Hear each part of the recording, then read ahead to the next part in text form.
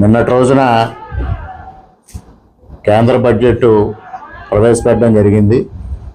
ముఖ్యంగా భారతీయ జనతా పార్టీ అధికారంలోకి వచ్చిన తర్వాత ఈ 11 సంవత్సరాల్లో బడ్జెట్లో అనేక విప్లవాత్మకమైన మార్పులు తీసుకొచ్చి 247 వికసిత్ భారత్ లక్ష్యంగా, మరో పక్కన ఆత్మనిర్భర్ భారత్ లక్ష్యంగా బడ్జెట్లను ప్రవేశపెడుతూ దేశాన్ని 3వ ఆర్థిక శక్తిగా తయారు చేయడం కోసం ప్రధానమంత్రి నరేంద్ర మోడీ గారు, అదేవిధంగా ఆర్థిక మంత్రి నిర్మలా సీతారామన్ గారు కృషి చేయడం జరుగుతూ ఉంది. ముఖ్యంగా ఇటువంటి జనరంజకమైన బడ్జెట్ని ప్రవేశపెట్టినందుకు, ముఖ్యంగా ఆంధ్రప్రదేశ్ అభివృద్ధికి ఊతమిచ్చే బడ్జెట్ను ప్రవేశపెట్టినందుకు ప్రధానమంత్రి శ్రీ నరేంద్ర మోడీ గారికి హృదయపూర్వకంగా అభినందనలు, కృతజ్ఞతలు తెలియజేసుకుంటూ, మరి వరుసగా 9వసారి నిర్మలా సీతారామన్ గారు బడ్జెట్ ప్రవేశపెట్టడం జరిగింది. మరి గతంలో మొరార్జీ దేశాయ్ గారు ఏదైతే బడ్జెట్ ప్రవేశపెట్టడంలో ఒక రికార్డు ఉందో, ఆ రికార్డుకి అతి సమీపంగా ఇవాళ నిర్మలా సీతారామన్ గారు రావడం జరిగింది. వరుసగా 9వసారి బడ్జెట్ను ప్రవేశపెట్టిన నిర్మలా సీతారామన్ గారు కూడా హృదయపూర్వకంగా అభినందనలు తెలియజేసుకుంటూ ఉన్నా. ఇవాళ ఆర్థిక వృద్ధి, భవిష్యత్తు లక్ష్యాలు ఆవిష్కరించే దిశగా కేంద్ర ప్రభుత్వం బడ్జెట్ను ప్రవేశపెట్టడం జరిగింది. ముఖ్యంగా భారతదేశం 3వ ఆర్థిక శక్తిగా ఎదగాలి అనే లక్ష్యంతోనే ఈరోజు భారతీయ జనతా పార్టీ నేతృత్వంలోని ఎన్డీఏ ప్రభుత్వం కృషి చేస్తూ ఉందనే సంగతి అందరికీ తెలిసిందే. ఆ దిశగానే ఈరోజు కేంద్ర బడ్జెట్ని ప్రవేశపెట్టడం కూడా జరిగింది.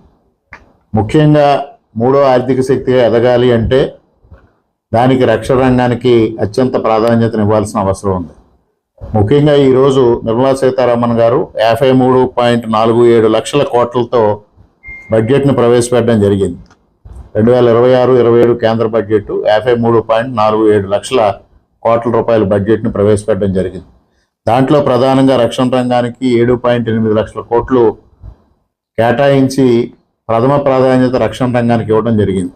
మనం చూసాం మొన్న ఏదైతే ఆపరేషన్ సింధూర్ ద్వారా పాకిస్తాన్ ఉగ్రవాదులను ఏ విధంగా మట్టు పెట్టారనేది మనం అందరం చూసాం.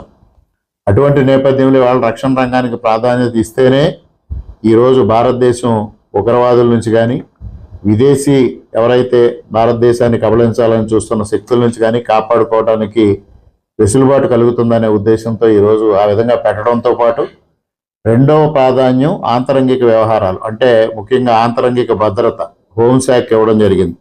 2.55 లక్షల కోట్ల రూపాయలను కేటాయించి ముఖ్యంగా ఏదైతే ఆంతరంగిక భద్రత ద్వారా రక్షణ రంగానికి ఊతం ఇచ్చే విధంగా ఈరోజు ఈ కార్యక్రమాన్ని తీసుకోవడం జరిగింది.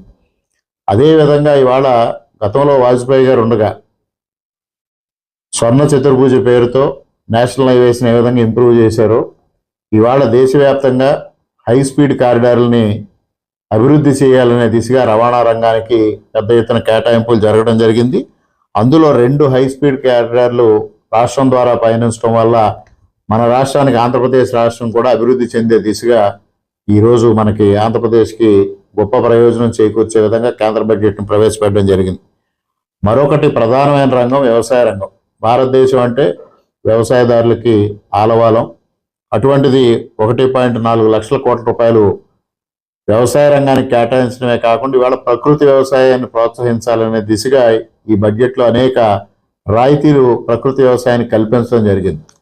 ముఖ్యంగా ఇవాళ ఫెర్టిలైజర్స్ కానీ, పెస్టిసైడ్స్ కానీ వినియోగం తగ్గించాలి, తద్వారా ప్రజల యొక్క ఆరోగ్యాన్ని పరిరక్షించాలి అనేది నరేంద్ర మోడీ గారు పదే పదే మనకి చెప్పడం జరుగుతూ ఉంది. దాన్ని ప్రతిబింబించే విధంగా ఇవాళ ఎవరైతే ప్రకృతి వ్యవసాయం చేస్తారో వారికి కొన్ని రాయితీలు ఇచ్చి తద్వారా ప్రకృతి వ్యవసాయాన్ని ప్రోత్సహించాలనే దిశగా ఇవాళ వ్యవసాయ రంగానికి ఊతమిచ్చే దిశగా ఈరోజు ఈ కార్యక్రమం చేపట్టింది. అన్నిటికన్నా ప్రధానమైంది పర్యావరణ పరిరక్షణ. పర్యావరణ పరిరక్షణ ద్వారా భారతదేశాన్ని అన్ని విధాలుగా అభివృద్ధి దిశగా తీసుకెళ్ళాలి. నాన్ పొల్యూటింగ్ దేశంగా ఏదైతే ఇవాళ ఎప్పుడో క్యోటో ప్రోటోకాల్ ద్వారా ప్రపంచాన్ని పర్యావరణం విధంగా కలుషితం లేకుండా చేయాలని అనేక దేశాలు ప్రయత్నం చేస్తున్నా 30 సంవత్సరాల నుంచి, మొన్న బ్రెజిల్లో జరిగిన సమావేశం వరకు 30 సమావేశాలు జరిగినా ఎక్కడా ముందడుగు పడని పరిస్థితులు ఇవాళ భారతదేశం పర్యావరణ పరిరక్షణ కోసం నడుం బిగించడం అనేది చాలా అద్భుతమైన కార్యక్రమం.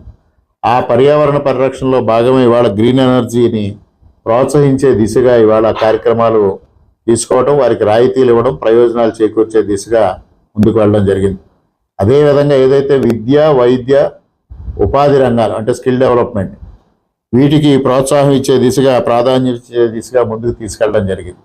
అదేవిధంగా 17 రకాల క్యాన్సర్ మెడిసిన్స్, అదేవిధంగా డయాబెటీస్ లాంటి దీర్ఘకాలిక వ్యాధులకు వాడే మందులకు కూడా రాయితీలు కల్పించడం ద్వారా ఆరోగ్య రంగానికి ప్రాధాన్యతనివ్వడం జరిగింది.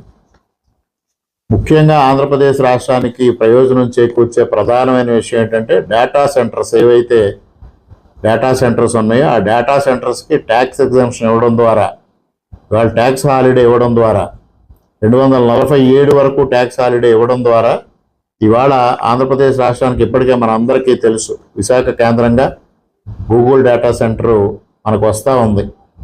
దానికి మనకి ఆంధ్రప్రదేశ్ రాష్ట్రానికి ప్రధానంగా ఇవాళ ప్రయోజనం చేకూరే దిశగా వచ్చింది. అదేవిధంగా చంద్రబాబు నాయుడు గారు పదే పదే పూర్వోదయ పథకాన్ని ఆంధ్రప్రదేశ్ రాష్ట్రానికి వర్తింపజేయండి అనేది అడుగుతూ ఉన్నారు గౌరవ ప్రధానమంత్రి గారు.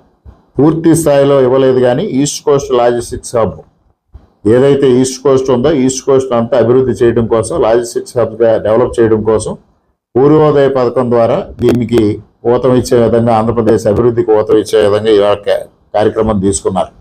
అదేవిధంగా రేర్ ఎర్త్ కారిడార్స్ అనే ఒక కార్యక్రమాన్ని కొత్తగా ఆవిష్కరించడం జరిగింది.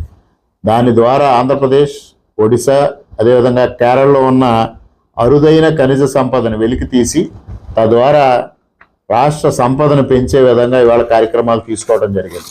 ఈ 3 రాష్ట్రాలు ఖనిజ సంపదకి పెట్టింది పేరు. అందులో అరుదైన ఖనిజాలు ఉన్నాయి. అరుదైన ఖనిజాలను వెలికి తీయడం ద్వారా, అంటే కేంద్ర ప్రభుత్వమే దీనికి సాయం చేసే విధంగా చేయడం వల్ల ఆంధ్రప్రదేశ్ రాష్ట్రానికి ముఖ్యంగా సంపద పెరిగే దిశగా మనకి చేయూతనివ్వడం కూడా జరిగిందనేది ఈ సందర్భంగా తెలియజేస్తా ఉన్నా. అదేవిధంగా చేనేత రంగానికి చాలా ప్రోత్సాహకాలు ప్రకటించడం జరిగింది. తద్వారా ఆంధ్రప్రదేశ్ రాష్ట్రంలో చేనేత రంగం ఏదైతే కుదేలైపోతున్న చేనేత రంగాన్ని ఇవాళ ఆదుకోవాలని నారా లోకేష్ గారు ప్రయత్నం చేస్తూ ఉన్నారో ఆ చేనేత రంగానికి ప్రోత్సాహం ఇచ్చే దిశగా కూడా ఈరోజు మనకి ఈ కేంద్ర బడ్జెట్ ప్రయోజనకరంగా ఉందనే తెలియజేస్తా ఉన్నా. అదేవిధంగా కొబ్బరి, జీడిపప్పు, కోకో రైతుల కోసం కొన్ని పథకాలు ప్రవేశపెట్టడం జరిగింది. ఈ కొబ్బరి రైతులకు ప్రవేశపెట్టిన పథకాలు, రాయితీలు మనకు కోనసీమ కొబ్బరి రైతులకి ప్రయోజనం చేకూరుస్తూ ఉంది. అదేవిధంగా జీడిపప్పు దానికి ఏదైతే రాయితీలు ప్రకటించారో ఉత్తరాంధ్రకు సంబంధించిన జీడి రైతులకు కూడా మనకు ఆంధ్రప్రదేశ్లో పనికి వచ్చే విధంగా ఉంది. అన్నిటికన్నా ఏదైతే చంద్రబాబు నాయుడు గారు ఈజ్ ఆఫ్ డూయింగ్ బిజినెస్ అనే కార్యక్రమాన్ని ప్రమోట్ చేస్తూ ఉన్నారో దాన్ని ఇవాళ కేంద్ర ప్రభుత్వం కూడా తీసుకొని ప్రజలకు ఈజ్ ఆఫ్ లివింగ్ ఉండాలి, అదేవిధంగా వ్యాపారవేత్తలకి ఈజ్ ఆఫ్ డూయింగ్ బిజినెస్ ఉండాలి, దాంతోపాటు దేశంతో పాటు రాష్ట్ర ప్రగతికి కూడా ఒక చోదక శక్తిలాగా ఉపయోగపడే దిశగా ఆ 2 కార్యక్రమాలని తీసుకోవడం జరిగింది. ఇప్పటికే గౌరవ ముఖ్యమంత్రి గారు ఈజ్ ఆఫ్ డూయింగ్ బిజినెస్ని పెద్ద ఎత్తున ఈ కార్యక్రమాన్ని వారు తీసుకోవడం కూడా జరిగింది.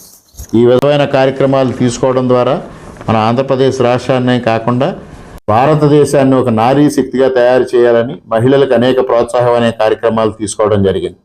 అదేవిధంగా హై స్పీడ్ రైలు అనుసంధానం ద్వారా ఆంధ్రప్రదేశ్ రాష్ట్రానికి కూడా ప్రయోజనం చేకూర్చే విధంగా ఈ కార్యక్రమాలు తీసుకోవడం జరిగింది. అదేవిధంగా మత్స్యకారులకి పెద్ద ఎత్తున ప్రయోజనాలు చేకూర్చే విధంగా మత్స్యకారులకు అనేక రాయితీలు ప్రకటించడం జరిగింది. ఈ విధంగా ప్రతి రంగానికి తగిన ప్రోత్సాహకాలు, తగిన ప్రయోజనాలు, తగిన రాయితీలు కల్పించడం ద్వారా అన్ని రంగాలు అభివృద్ధి చెందాలి. తద్వారా భారతదేశం 2047కి వికసిత్ భారత్ లక్ష్యంగా ఈరోజు 3వ ఆర్థిక శక్తిగా భారతదేశం ఎదగడం కోసం కేంద్ర ప్రభుత్వం ఈ విధమైన అద్భుతమైన బడ్జెట్ని ప్రవేశపెట్టడం జరిగింది. ముఖ్యంగా ఆంధ్రప్రదేశ్ కూడా 2047 వికసిత్ ఆంధ్రప్రదేశ్ లక్ష్యంగా ఏదైతే చంద్రబాబు నాయుడు గారు ఇవాళ కార్యక్రమాలను రూపొందిస్తా ఉన్నారో ఆ దిశగా కూడా ఈ బడ్జెట్ చంద్రబాబు నాయుడు గారి ఆశలను కూడా ప్రతిఫలించే విధంగా ఇవాళ తీర్చిదిద్దడం జరిగింది. దానికి ముఖ్యంగా మరొక మారు ప్రధానమంత్రి నరేంద్ర మోడీ గారికి, ఆర్థిక మంత్రి నిర్మలా సీతారామన్ గారికి ఆంధ్రప్రదేశ్ తరఫున కృతజ్ఞతలు తెలియజేసుకుంటూ సెలవు.